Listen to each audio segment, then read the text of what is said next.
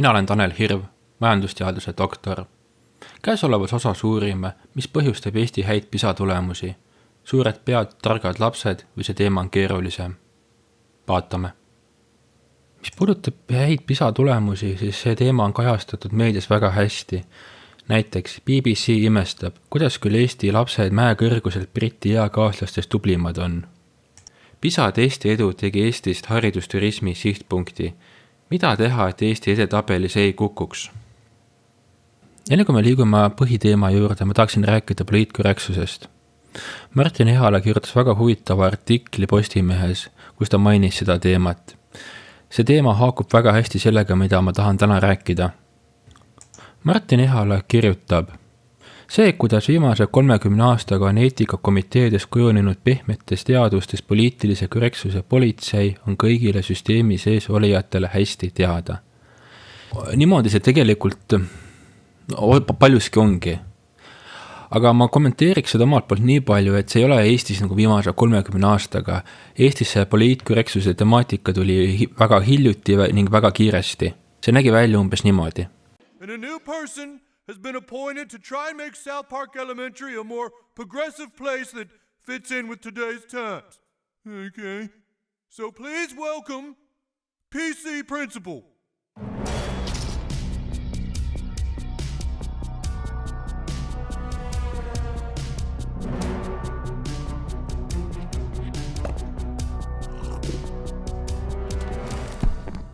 All right, listen up. My name is PC Principal. I don't know about you, but frankly, I'm sick and tired of how minority groups are marginalized in today's society. I'm here because this place is lost in a time warp. Woo, woo, woo! You hear that? That's the sound of 2015 pulling you over, people. Suck it! Kuidas on PISA-testid defineeritud? Kui me vaatame haridusministeeriumi definitsiooni PISA-testi kohta, siis nad kirjutavad järgnevat. PISA hindab 15-aastaste õpilaste valmisolekut iseseisvaks eluks ehk seda, kui võimekad on õpilased koolis omandatud oskusi ja teadmisi tegelikus elus rakendama. See antud definitsioon on äravahetamiseni sarnane intelligentsuse definitsiooniga, et kui küsida professori käest, mis on intelligentsus, siis ta annaks väga sarnase vastuse. Vaimne võimekus, see on see, kuidas inimesed saavad aru keerulistest ülesannetest, kuidas nad lahendavad keerukaid olukordi, kuidas nad saavad aru keerulistest kontseptsioonidest, mida me nimetame siis intelligentsuseks. Probleem intelligentsuse uurimisega on see, et see on väga vastuoluline teema. Nimelt, raamatus intelligentsuse psühholoogia, mida Tartu Ülikool kasutab praegu õpikuna, on kirjutatud järgnevat. Intelligentsuse uurimine on ohtlik tegevus, mille puhul ühiskonna huvi on läbi teinud nii tõuse kui mõõnu. Praegu me oleme pigem mõõnafaasis, olgem ausad. Tänapäeval sunnib poliitilise ebakorrektsuse hirm nimetama IQ-teste teise nimega. Näiteks akadeemilinedest, võimete struktuuridest, kutsesobivustest ja nii edasi, sest bioloogiliste rassierinevustega seonduvat IQ-d ei peeta võrdsusele pürgivas maailmas heaks tooniks. Tead, mis juhtub õppejõuga, kes peaks tegema sõnavääratuse võrdsusele pürgivas maailmas? Just use a term that excludes women from an occupation? Okay, let's back up. Ah! Did you just say spokesman instead of spokesperson when women are just as capable of selling sandwiches as anyone? Are you purposefully trying to use words that assert your male privilege? Do you think Italian Americans and women are less important? Oh, God! You dare to use words that alienate two communities of people who have to deal with verbal biases like yours on a daily basis? Antud juhul on selle South Parki klipis rohkem tõtt, kui oskaksid arvata. Ega selle poliitkorrektsuse direktoriga nalja pole, raamatus on sellel oma peatükk pühendatud. Siin on välja toodud kõige tuntumad nimed, kes on poliitkorrektsuse direktoriga nahutada saanud. Hans-Jürgen Eisenk, Artur Jensen, Charles Murray ja nii edasi. Päeva lõpus on PISA-test täiesti tavaline IQ-test. Ainuke erinevus on see, et see on mõeldud spetsiifiliselt 15-aastastele. Enne kui me hakkame rääkima ajumahust, kuulame veidikene raadiot. Maailmas ei ole tänapäeval ei praktiseerita laste koljude mõõtmist, mis oleks ometegi äärmiselt huvitav. No see on seotud siis üldlevinud poliitilise korrektsuse ja nende suundumustega. Karta võib. This kind of bigoted hate speech isn't gonna fly here, bro! Huvitav on see, kust see nüüd tuleb, et vanemate inimeste pead ei saa mõõta, ei saanud siis ega ei saa ka nüüd mõõta ja ka laste pead ei saa nüüd mõõta. No, ega me vastsündinute päid veel tohib mõõta, aga et kuna ma ise mingisuguseid välitöid inimestega ei plaani, siis mul ei ole ka olnud nüüd sellist vajadust, et eetikakomiteele mingit projekti kirjutada ja neid asju küsida, aga lihtsalt maailma üldine meelestatus on selline, et kolba mõõtmine ei ole eriti hea kõlaga sõna. Woo, woo, woo! You hear that? That's the sound of 2015 pulling you over, people. Suck it! Antud raadiosaade oli konteksti loomiseks. Tegelikult aja jooksul on omajagu päid uuritud. Küsimus, kas aju suurus või maht on seotud intelligentsusega, on uurijaid paelunud juba ammu. Nüüdseks on leitud, et intelligentsus on seotud nii aju üldise mahuga kui ka spetsiifilisemalt eraldi hinnatuna nii hallaine, närvirakkude kehad kui ka valgeaine, närvirakkude pikad jätked mahuga. Hiljuti on Midaniel oma meta-analüüsis kokku võtnud erinevad aju mahu ja intelligentsuse seoseid käsitlevad uuringud.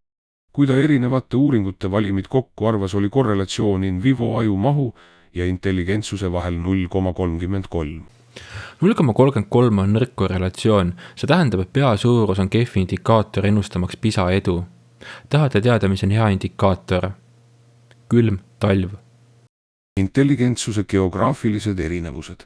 Mitmed uurijad on oletanud, et klimaatilised tingimused on olnud üheks teguriks, mis on stimuleerinud vaimsete võimete arengut. Rasketes klimaatilistes tingimustes ja eriti külmas on suurem kohastumuslik eelis kõrgema vaimse võimekusega inimestel, kes oskavad paremini planeerida toidu ja muude varude kogumist, mis lasevad talve edukamalt üle elada. Tõepoolest, uurimused näitavad, et külmemas kliimas elavatel inimestel on keskmiselt kõrgem IQ tase. Näiteks analüüsides 129 maa keskmisi IQ skoore selgus, et need korreleeruvad negatiivselt talve keskmise temperatuuriga. R võrdub 0,66. See tähendab, et külm talv ennustab 2 korda paremini PISA testi tulemusi kui pea suurus. One man and one woman, both experienced survivalists, have chosen to put their skills to the ultimate test. This is real. Amazon is no joke. Nõrkadele. Proovige pigem meie talve.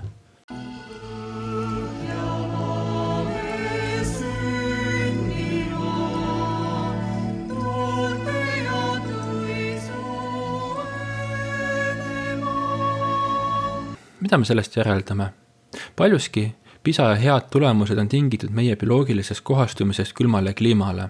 Teine väga oluline põhjus on õpetajate püüdlikkus ning nende kõrged nõudmised õpilastele. Ja meie täname väga teid selle kalli õpetuse ja juhatuse eest, mis te meile eluteele andsite. Nii et me nüüd ise võime endale leiba teenida ja oma hinge eest hoolt kanda. Jah. Paneme nüüd õpetajate nõudmised ning hakkama saamise konteksti. Me oleme geneetiliselt väga sarnased lätlastega ning leedukatega. Leedukate keskmine tulemus on 475 ning lätlaste oma 483. Meie oleme siin 510. Et kogu see vahe siin on seletatav õpetajate hea tööga. Vaatame matemaatika PISA tulemusi maakonniti.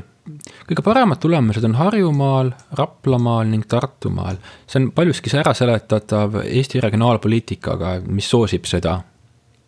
Kui me vaatame kõige nõrgemaid tulemusi, Ida-Virumaa, Põlvamaa ning Valgamaa, siis ka need on vähemalt Leedu tasemel. Õpiedukusega seoses ma näen jube palju naiivsust. Väga paljudel on aru saama, et kui me võtaksime eliitkoolist õpetajad ja viiksime probleemsesse piirkonda, siis sellised õpilased.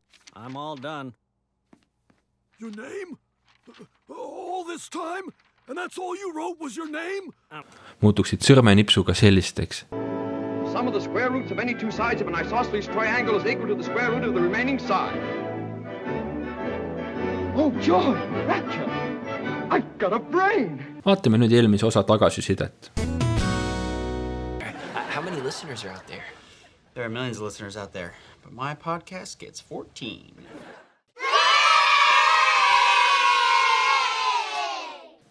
Kommentaarid olid küll igastahes huvitavad.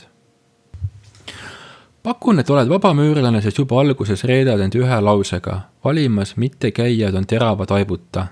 Vabamüürlane. Jah, ikka. Who controls the British crown? Who keeps the metric system down? We do. We do. Who leaves Atlantis off the maps? Who keeps the Martians under wraps? We do. We do. Oi. Vaatame, mis veel on. Uppujad vast valivad reformi, sest hiljem on nad surnud ja nende hääl tuleb lihtsalt ära kasutada. Narkomaanides ei saa kindel olla. Targem oleks olnud vait olla. Säärased süsteemiturid ja süsteemi lohutud klonaadi tegijaid ja valetajad on internet täis. Selle tagasiside saab kokku võtta ühe miimiga.